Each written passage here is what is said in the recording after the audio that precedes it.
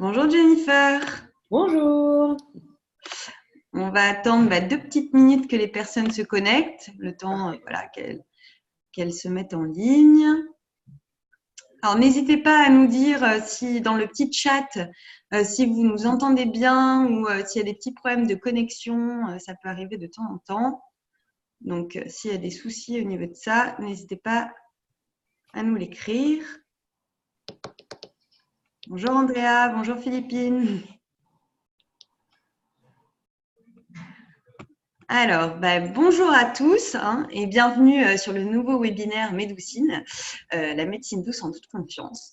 Donc voilà, on est ravis de vous retrouver pour ce nouveau sujet. Et là, aujourd'hui, on va parler d'ostéopathie avec Jennifer Bell, qui est praticienne du réseau Médoucine, sur comment gérer ces problèmes de dos avec l'ostéopathie. Alors, juste en quelques mots, moi je suis Nolwenn de Médoucine et notre mission est d'aider le plus grand nombre à être au meilleur de sa santé au naturel. Et donc, pour cela, on a créé un réseau de praticiens de confiance dont Jennifer fait partie.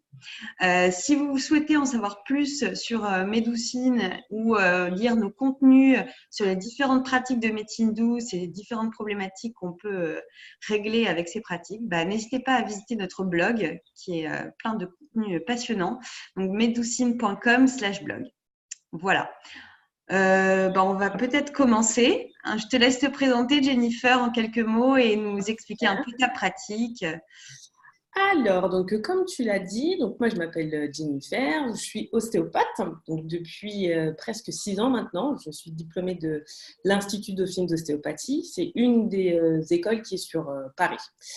Donc, je suis sortie en 2013 et une fois que je suis sortie, j'ai continué de me former et notamment dans le sport, parce que j'ai toujours fait du sport, donc ça m'a paru assez naturel de me spécialiser là-dedans. J'ai un petit peu voyagé, j'ai été en Thaïlande où là j'ai été me former au massage traditionnel thaï et en aromathérapie. Et puis par la suite, là j'ai ouvert mon cabinet, je me suis d'abord installée à Montreuil et là je suis arrivée à Paris.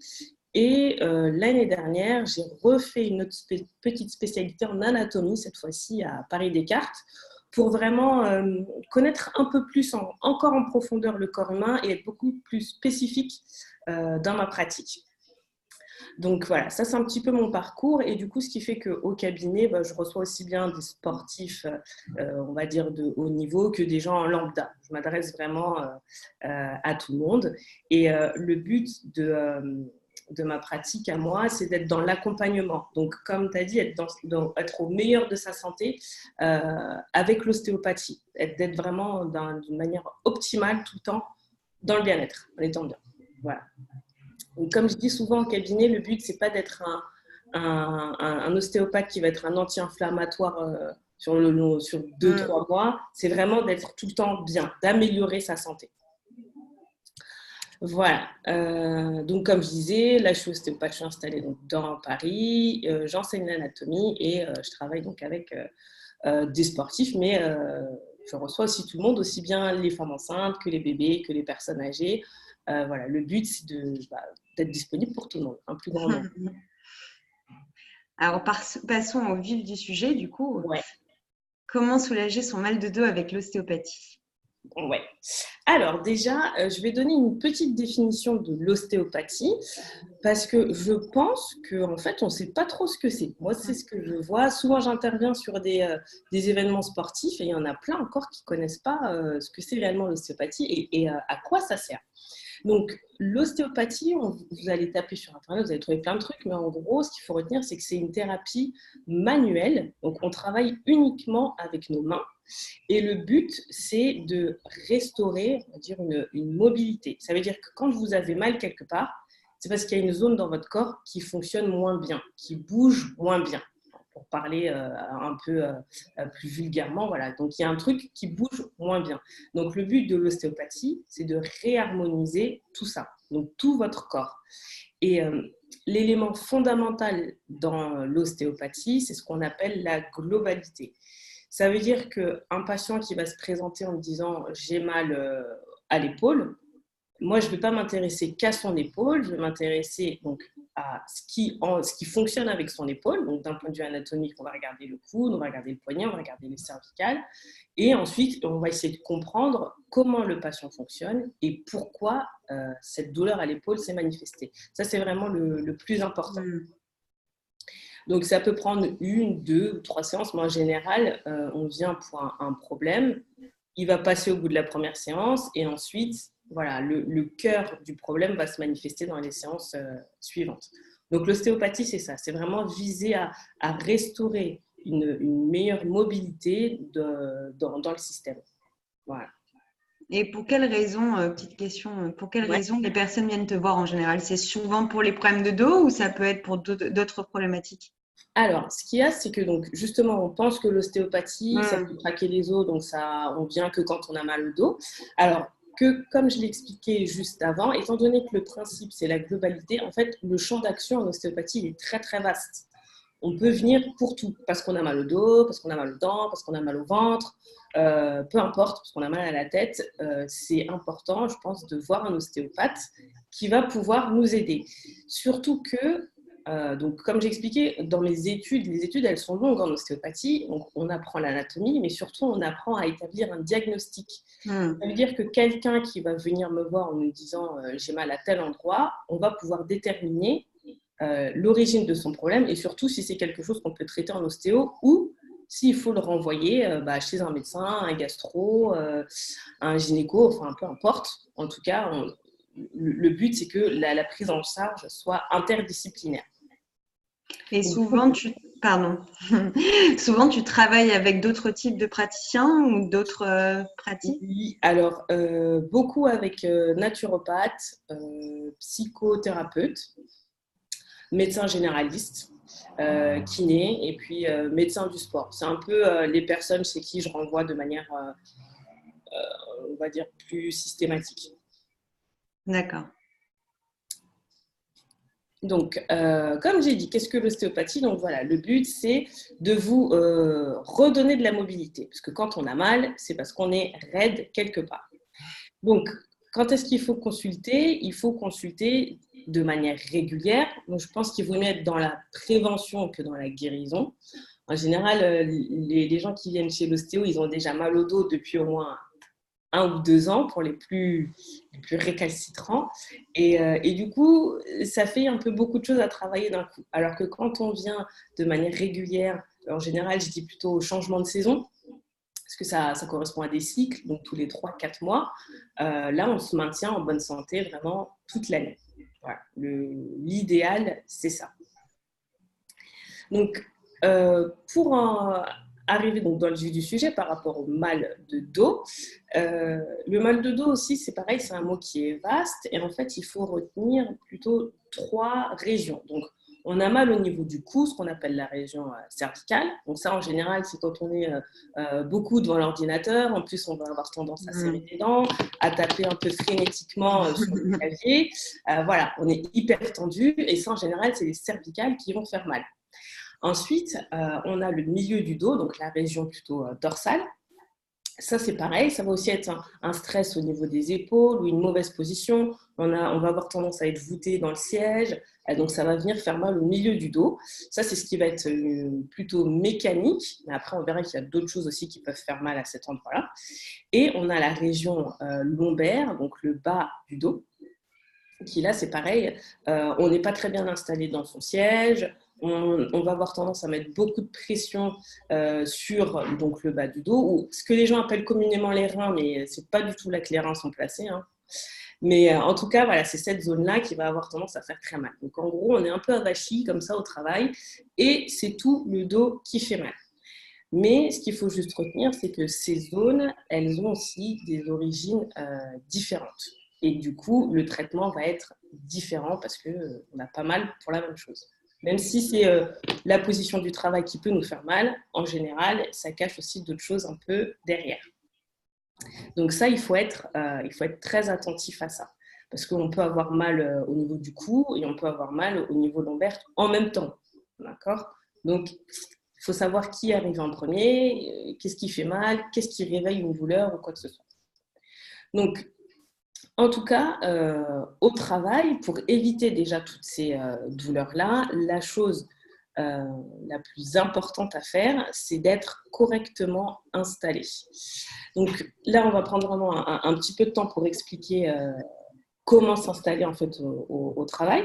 Donc là, on le voit sur le PowerPoint. Vous voyez, il y a beaucoup d'endroits, il faut que ce soit à 90 degrés. Donc au niveau du coude, au niveau du bassin, au niveau des genoux. Pourquoi? Parce que à ce moment-là, on exerce zéro pression sur l'articulation. Donc même si au niveau des coudes, vous n'êtes pas à 90 degrés, vous allez avoir les épaules qui vont trop remonter. Du coup, vous allez toujours créer une tension ici, là, au niveau des trapèzes. Pareil pour le bassin. Si vous êtes trop vers l'avant ou si vous avez les genoux qui sont trop remontés, vous allez créer une tension au niveau lombaire. Et pareil, les genoux qui sont trop relevés ou les pieds qui ne touchent pas le sol, vous n'êtes jamais bien dans les pieds, vous êtes tout le temps en train de bouger un peu dans tous les sens parce que vous recherchez une stabilité et du coup, voilà, ça vous dérange toute la journée. Donc, il faut s'installer vraiment de manière la plus confortable possible, l'écran à hauteur du regard. On évite de le mettre en diagonale parce que sinon, c'est pareil, on est tout le temps en tension toute la journée. On a les épaules qui sont correctement relâchées. Donc, pour ça, il faut régler la hauteur du siège pour pouvoir avoir vraiment le coude qui forme bien 90 degrés avec la table. Si possible aussi, je crois que ça apparaît pas sur l'image, mais on ne pas hésiter à prendre un repose-poignet parce que c'est pareil, des fois, c'est pas très bien adapté et puis on va avoir tendance à avoir les coudes qui sont trop en extension, les poignets trop en extension et puis on fait ce que les gens aiment bien dire, j'ai une tendinite du poignet. Voilà.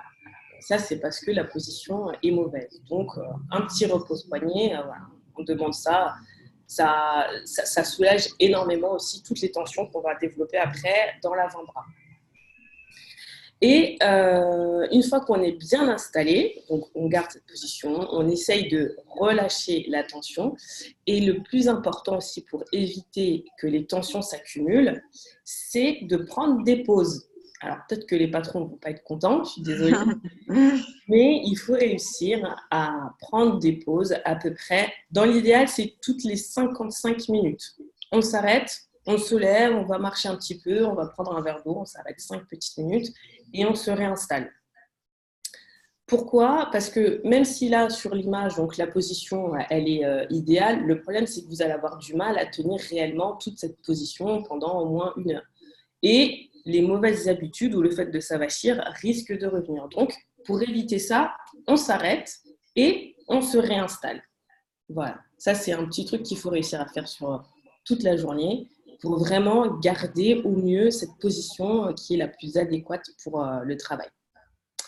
Et surtout, sur toute la journée, ce qu'il faut penser à faire, c'est s'hydrater.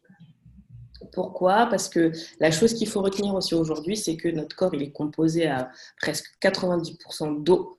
Donc, ça veut dire qu'il a besoin d'eau pour fonctionner. Si vous ne lui donnez pas d'eau, il va avoir du mal et c'est là que vous allez ressentir des tensions, des migraines, de la fatigue. Donc, on s'hydrate vraiment régulièrement donc pour éviter, encore une fois, que tous ces petits désagréments s'installent. Et puis, une fois que la journée est terminée, on rentre à la maison et avant de se coucher, la chose qui est idéale, c'est de venir s'étirer. Idéalement, ceux qui ont le temps, on essaye de faire une petite routine d'étirement. Autrement, simplement donc aller toucher les orteils ou aller essayer de poser les mains à plat sur le sol, ça permet de décompresser chaque vertèbre. D'accord? Donc, on a le dos bien droit et on enroule la tête et on descend tranquillement. Essayez, donc on essaye, ceux qui peuvent, tant mieux, mais on essaye en tout cas de venir poser les mains à plat. Ça vraiment, ça étire toute la colonne et puis en plus, ça aide à respirer et à se détendre. Voilà. Ok, super. Et quel autre type d'étirement, toi, tu conseillerais? Alors, il y a pas mal... Si on vraiment veut installer une routine, je veux dire. Ouais, il y a pas mal d'étirements à faire. Donc, il y a le dos. Pour le coup, il faut réussir. Alors, c'est tout simple, hein, mais on pose la main sur le mur et puis là, on vient chercher tranquillement de l'autre côté. Donc, rien qu'en faisant ça, on sent que ça va venir étirer le bras, étirer les pectoraux et donc étirer aussi le cou. C'est très efficace parce que, comme on l'a vu, toute la journée, on tape comme ça sur l'ordinateur, donc on est très très tendu. Donc toute la partie supérieure de notre thorax, elle va avoir tendance à être très très tendue. Donc on étire cette partie-là. Ensuite, si on a un peu plus de temps, on peut venir aussi étirer les jambes, donc les quadriceps et les ischios, tout simplement en venant, on attrape la cheville et puis on vient la ramener derrière au niveau de la fesse, voilà, pour s'étirer. Ça, c'est déjà pas mal. Je dirais pour les personnes qui ne font pas régulièrement de sport, c'est déjà pas mal. Pour ceux qui font du sport de manière plus suivie et plus soutenue, à l'échauffement, l'étirement, ça doit être un moment incontournable. Il faut s'étirer. Ouais. Avant de commencer la pratique, on s'étire et une fois qu'on a terminé, on s'étire. Avant, on s'étire parce qu'on prépare le muscle. À la fin, on s'étire pour donner l'information neuromusculaire que l'activité physique est terminée, on passe en phase de récupération. C'est le truc qu'il faut intégrer absolument dans sa routine quand on fait du sport régulièrement. Quand on n'en fait pas, on essaye de s'étirer un peu comme ça à la fin de la journée. Et après une séance de sport, est-ce que l'étirement doit être long ou plus, une petite minute Alors, je dirais, c'est pas tant la durée de l'étirement, je dirais que c'est la régularité qui va être intéressante. Ça veut dire que je m'entraîne 2 fois par semaine et à chaque fois que j'ai terminé, je m'entraîne 5 minutes, c'est bien. Plutôt que je m'entraîne 2 fois par semaine, mais une fois de temps en temps, je m'entraîne 1 heure, c'est moins efficace. C'est vraiment le fait d'être régulier, d'être dans une routine, de répéter tout le temps la même chose. Le corps va l'intégrer, le cerveau va le mettre en place et là, on va avoir les effets qui vont se manifester. D'accord. Voilà. Et la petite astuce aussi, alors je sais qu'on entend un peu le contraire par rapport à ça, mais quand on a mal quelque part, il faut mettre du froid, pas du chaud. Du froid parce que ça va permettre de canaliser l'inflammation en fait, qui est en train de se passer. Quand on a une douleur qui se manifeste, c'est qu'il y a une zone qui est inflammée. Donc si c'est inflammé, il faut mettre du froid. S'il y a le feu, on met du froid. On ne rajoute pas de l'huile sur le feu. En gros. Donc on met du froid, ça va anesthésier la zone, ça va canaliser l'inflammation et réduire la douleur. Quand la douleur elle persiste comme ça pendant 2-3 jours, là ça veut dire que c'est le moment d'aller consulter quand même. Donc quand ça fait très très mal, on met du froid, on attend que ça diminue et on file chez l'ostéo. Ça, c'est le truc à retenir, s'il vous plaît, pour aujourd'hui. Merci pour le conseil. On a une question, mais le chaud ne détend pas une courbature. Alors, les courbatures, justement, c'est comme je l'ai dit, les courbatures, c'est normal. Quand on a fait du sport, c'est normal d'avoir des courbatures, surtout si on n'en a pas fait depuis 10 ans, c'est normal d'avoir des courbatures. Maintenant, les courbatures, elles ne doivent pas dépasser 48 heures. Donc, pour détendre les courbatures, à la fin de mon entraînement, je m'étire et surtout, je me douche. Je dis ça parce que quand je travaille dans les clubs de sport, je vois que les jeunes, maintenant, ils ne se douchent plus au gymnase. Ils attendent de rentrer chez eux. Bon, je ne dis pas que c'est trop tard, mais l'idéal, c'est vraiment de se doucher juste après parce que ce sont les vapeurs d'eau chaude qui vont détendre le muscle. Vous voyez ? Donc, c'est dans ce sens-là que le chaud est utile. Sur des courbatures. Mais sur un choc ou sur une inflammation, on met du froid, on glace. Voilà.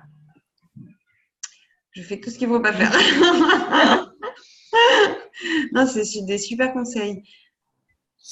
Mais le truc, c'est qu'il faut comprendre en fait ce qui est en train de se passer dans le corps.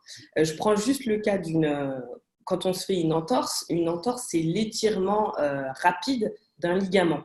Donc cet étirement rapide, au-delà de sa capacité, le corps tout de suite il réagit, il envoie une réponse. Et c'est cette réponse qui est douloureuse. Et déjà, c'est cette réponse qui donne l'information que là, il y a quelque chose qui ne va pas, soit c'est une entorse, soit c'est une fracture.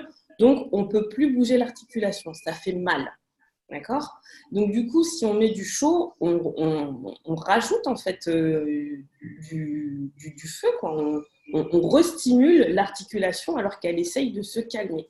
Donc, c'est pour ça qu'il faut glacer pour éviter déjà que ça se propage et pour éviter que ça gonfle. Sur les entorses de cheville, vous verrez, on a des gros œdèmes qui se forment parce qu'on a une accumulation. Bon, bref, c'est la réaction inflammatoire qui se fait. Et pour calmer ça, il faut mettre du froid. On anesthésie localement la zone, tout simplement. Et par exemple, quand on est stressé, Est-ce que tu donneras les mêmes conseils? Donc, si on est stressé et du coup on est on se crispe et qu'on a mal au dos, est-ce que les conseils l'application va être la même que si c'est un mal de Alors, dos lié à une séance de sport? ça va pas être la même chose parce que l'origine est différente. Euh, Au niveau du stress, enfin, ce qui nous tend au niveau du stress, là, le problème, c'est que c'est une information, je dirais, neurologique ou en tout cas un peu psychologique qui va jouer sur le muscle et qui va faire que le muscle se tend.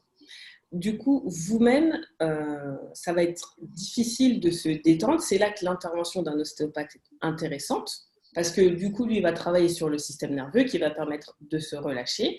Et comment est-ce qu'on va réussir à se déstresser? Donc, il y a des exercices, déjà la respiration. C'est pas grand-chose, mais ça détend énormément. Ça permet déjà de se dire, tiens mince, là, je suis en train de stresser. Et surtout, ça permet d'identifier quelle est la situation, quel est l'élément qui nous fait stresser. Parce que souvent, quand on stresse, alors je prends l'exemple du serrage de dents, il y a beaucoup de gens qui serrent des dents sans s'en rendre compte. Et ça crée pas mal de dégâts. Donc en ostéopathie, après, c'est un peu long à traiter parce qu'on a serré des dents, on est en train de s'abîmer les mailles, et puis lorsque ça devient inconscient, on serre des dents aussi la nuit. Donc souvent, les gens, ils ne se rendent pas tout à fait compte qu'ils serrent des dents. Donc c'est là qu'une intervention extérieure, donc par un ostéopathe ou un kiné, va être intéressant pour détendre justement la mâchoire, détendre les coudes, détendre aussi au niveau de la tête, tout ça, toutes ces tensions qui se sont accumulées. Mais le rôle du patient, ça va être de déterminer qu'est-ce qui me fait stresser. Donc là, le chaud, le froid, ça n'a pas Oui. d'utilité. Et est-ce que tu conseillerais un nombre de fois, par exemple, faire des douches froides? Est-ce que c'est bien d'en faire, je ne sais pas, une fois par jour ou une fois tous les 2 jours ou une fois par Alors, semaine? ça va dépendre pourquoi, mais il y a des études en ce moment sur la cryothérapie, justement, Oui. qui sont faites. Alors, c'est très intéressant. Alors, je reviens encore une fois chez le sportif. Ça va être intéressant pour la récupération, accélérer la récupération. Ce qu'on essaye de faire, nous, à chaque fois avec un sportif, c'est le rendre au top de sa performance. Donc, pour qu'il soit performant, on veut qu'il soit fort sur le terrain et on veut qu'il récupère très, très vite de l'effort qu'il vient de faire. Donc, la cryothérapie, ça va permettre d'accélérer, en fait, le processus de récupération. Maintenant, chez des personnes plus lambda, donc qui font un peu moins de sport, les petites douches froides comme ça va être intéressant pour donner ce petit coup de peps. C'est le chaud et froid qui vont donner un petit changement de rythme et donner un petit boost énergétique. Donc ça, c'est intéressant. Et puis, chez les femmes aussi, effectivement, faire la douche chaude et puis un petit coup de froid à la fin, c'est pas mal pour la circulation, tout ce qui est drainage ou quand on a les jambes lourdes. Ça fait pas mal de bien. Pareil, encore une fois, ça rebooste, ça aide. Et je conseillerais aussi pour celles qui ont souvent des règles douloureuses, par exemple. Alors, des règles douloureuses, plus le fait d'avoir un travail sédentaire où on est assis toute la journée, où on crée énormément de pression au niveau du petit bassin, on n'hésite pas. Alors déjà, on essaye de mettre des pantalons un peu moins serrés. C'est tout bête, hein, mais ça crée une tension en moins. Et quand on rentre à la maison, on prend le temps vraiment de prendre une bonne douche chaude d'abord pour décongestionner. D'accord? Le chaud va décongestionner, surtout tout ce qui est au niveau abdominal ou tout ce qui va être au niveau des organes. Ça décongestionne, ça permet d'améliorer et de relancer la circulation. Et on envoie un petit coup de froid justement pour pouvoir, comme je l'ai dit, drainer et puis rebooster, retendre un petit peu les tissus pour que tout ça soit un peu plus ferme. Donc ça, pour les règles douloureuses, c'est vraiment pas mal. Ça va aider aussi un petit peu dans la constipation, par exemple. Ok.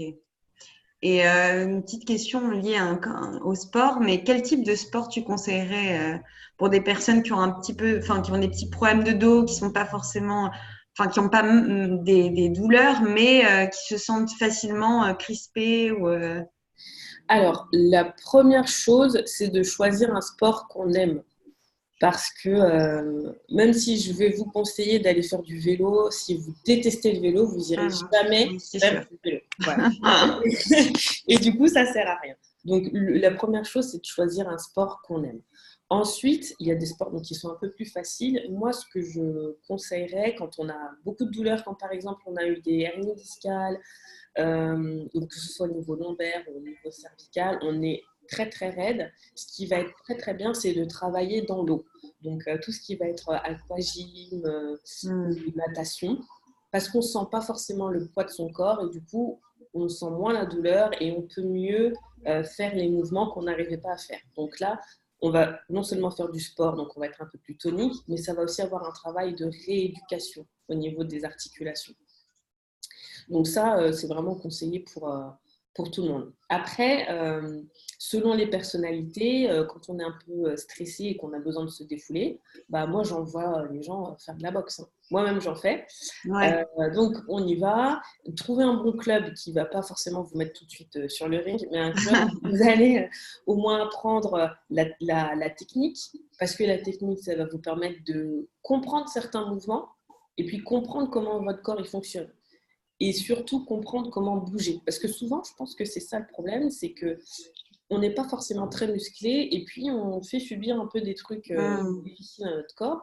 Alors que si on sait que si je veux attraper quelque chose, je me tourne et je l'attrape, c'est plus simple que de vouloir faire un geste complètement disproportionné et qui va faire mal derrière. Donc voilà, les sports un peu comme ça, un peu toniques pour se défouler. Et puis, quand on a mal au dos aussi, c'est parce qu'on a un manque de tonicité au niveau du dos. Donc, il faut faire du renforcement musculaire. Soit on peut aller à la salle et travailler avec un coach sportif qui va vraiment nous proposer des exercices qui vont être adaptés à notre morphologie. Sinon, il y a tout simplement, on se motive et on essaye de faire un peu de gainage le matin et le soir. Pareil, c'est toujours la régularité qui va Bien sûr. Voilà. Super conseil. Est-ce que tu as d'autres choses à ajouter? D'autres choses, ouais. Alors ça, c'est des conseils un peu pour la structure, mais il y a une petite chose dont j'ai pas parlé, c'est aussi l'alimentation.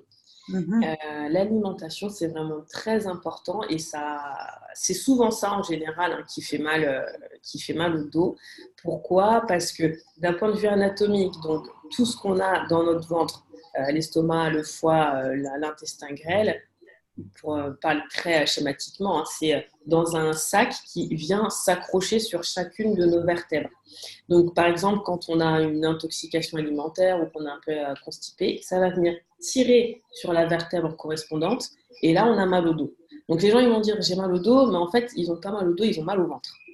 Donc, l'alimentation, c'est vraiment aussi quelque chose qu'il faut soigner impérativement pour préserver son dos. Voilà. Et il y a tu connais des aliments qu'il faut peut-être pas manger, par exemple, si on a mal Alors, au dos.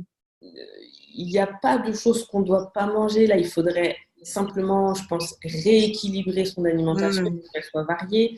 Il faut qu'à chaque repas, on ait des fibres, donc ça veut dire des légumes, il nous faut des protéines. Alors, même si on ne mange pas de viande, on peut manger du poisson, on peut trouver des protéines aussi végétales. Et il nous faut un petit peu de féculents pour apporter de la consistance. Voilà.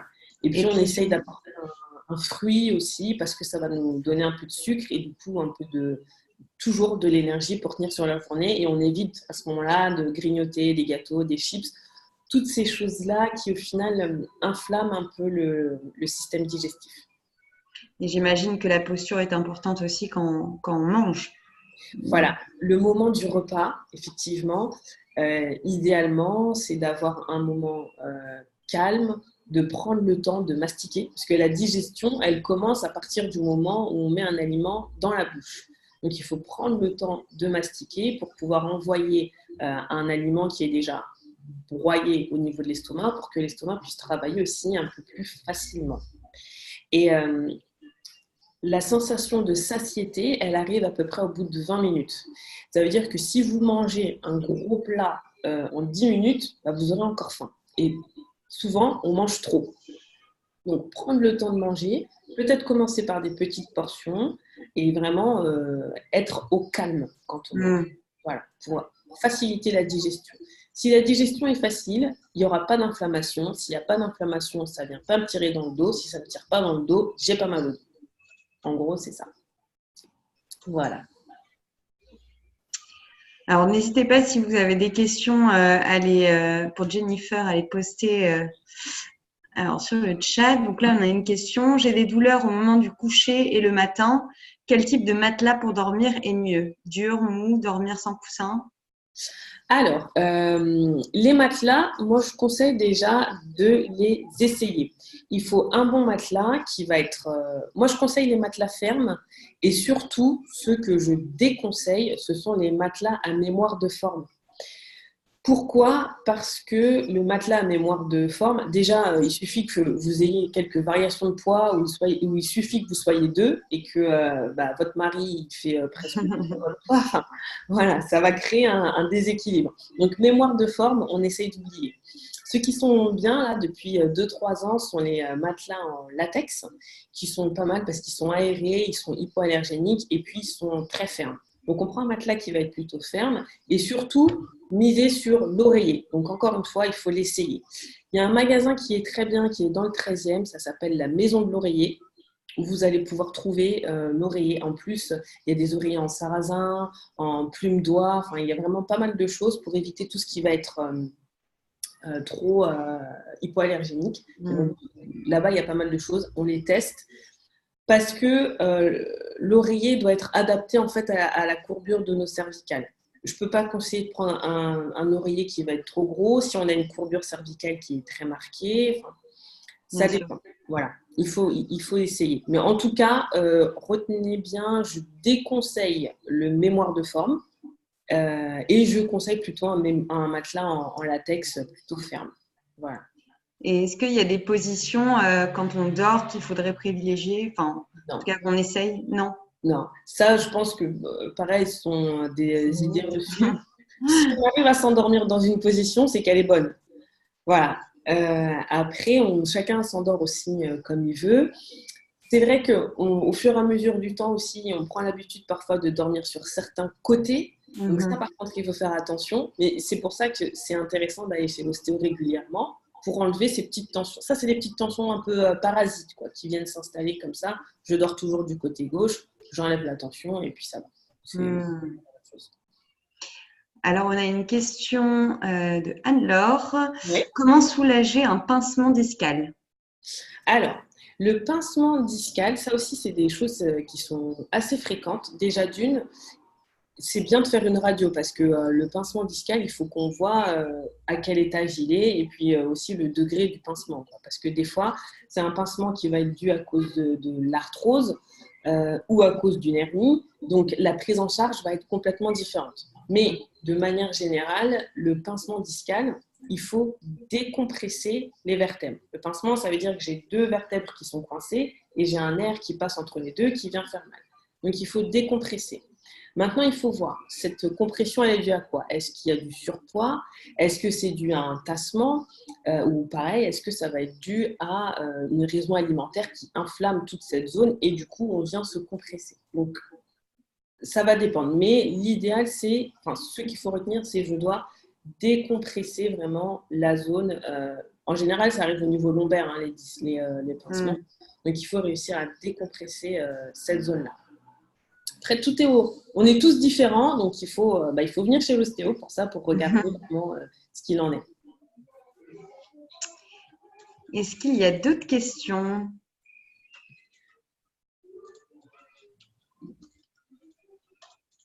Est-ce que tu as des choses à ajouter, toi, de ton côté, Jennifer?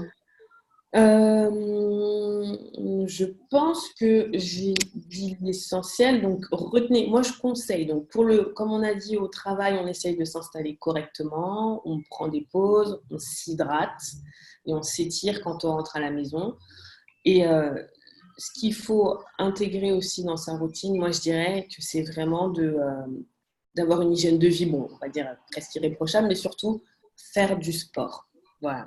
Faire un peu de sport. Il faut préserver son corps, mais son corps, il faut le faire travailler. Le sport, y a-t-il une fréquence ou est-ce qu'il faut alterner entre un peu de renfo, un peu de cardio Alors, ça va dépendre, je dirais, de nos objectifs, mais rien que le fait d'avoir une activité où Pour on va… une hygiène de vie correcte et Voilà. saine. Moi, je pense que faire du sport 2 fois par semaine, effectivement, du sport où on se défoule, donc on se vide et puis on se recharge. En fait, c'est ce rythme-là qu'il faut retenir.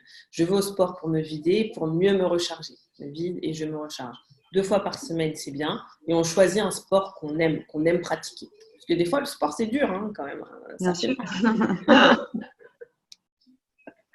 Donc, choisir quelque chose qui Il nous faut être plaît. en mouvement. Ouais.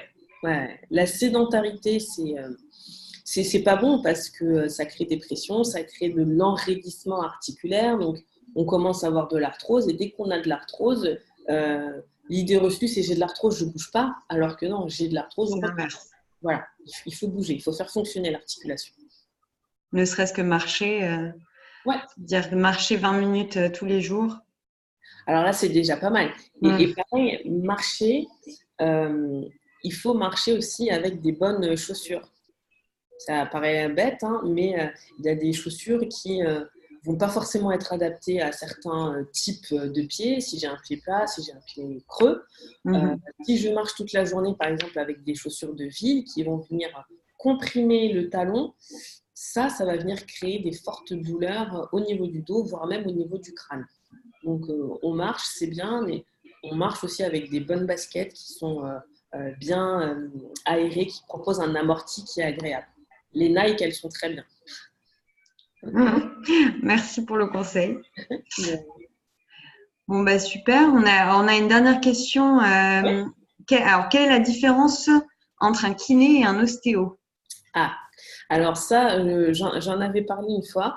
Donc, la différence entre un kiné et un ostéopathe, c'est simplement dans la prise en charge. Le kiné, il va travailler sur la rééducation fonctionnelle. Par exemple, vous vous êtes fait une entorse, vous allez chez le kiné pour qu'il vous permette de faire flexion-extension. Maintenant, l'ostéopathe, donc comme je l'ai expliqué tout à l'heure, le travail de l'ostéopathe, c'est la globalité. Donc, je vais comprendre comment mon patient fonctionne. Et là, ça va me permettre de relâcher, donc pas rééduquer, ça c'est le kiné qui aura rééduqué, mais de relâcher aussi d'autres tensions et des micro-lésions qui se seront installées. Donc, la prise en charge va être différente. Donc, quand on se fait une entorse, on va chez le kiné qui nous aide à pouvoir marcher et on va aussi chez l'ostéo qui va nous aider à améliorer, encore une fois, les micro-mouvements de l'articulation. Génial. Merci Jennifer pour tous ces conseils. Je ne crois pas qu'on ait d'autres questions. En tout cas, si vous en avez, n'hésitez pas à nous même les envoyer par mail. On se fera un plaisir d'y répondre. Est-ce que toi, Jennifer, il y a quelque chose que tu voudrais ajouter ou alors, tout simplement, comme je disais aussi, je pense que c'est mieux, je conseille tout du moins, d'être dans la prévention. Donc, on n'attend pas d'être bloqué, on n'attend pas de plus en avoir mal, d'être désespéré, d'avoir une douleur qui revient à chaque fois tous les ans à la même période. On va chez l'ostéopathe de manière régulière, surtout parce que l'ostéopathe, il sera en mesure de pouvoir vous orienter vers quelqu'un d'autre derrière. En tout cas, moi, c'est comme ça que je travaille. C'est super important, la prévention. Oui. On va prendre la dernière question. Est-ce qu'une séance d'ostéo est remboursée par la sécurité sociale? Alors, pas par la sécurité sociale, mais c'est pris en charge par des mutuelles de plus en plus. Donc, il ne faut pas hésiter, il faut vous renseigner. Il y a des mutuelles qui remboursent très bien. Le problème aussi, c'est que si on ne va pas chez l'ostéo et qu'on n'utilise pas les séances proposées par la mutuelle, ce ne sera plus du tout remboursé. Oui, totalement. Voilà. Génial. Bon, merci beaucoup, Jennifer. Et si on te cherche, alors on te trouve où? Alors, moi, je suis installée 89 rue de Turenne, dans le 3e. Donc, les mercredis et les jeudis.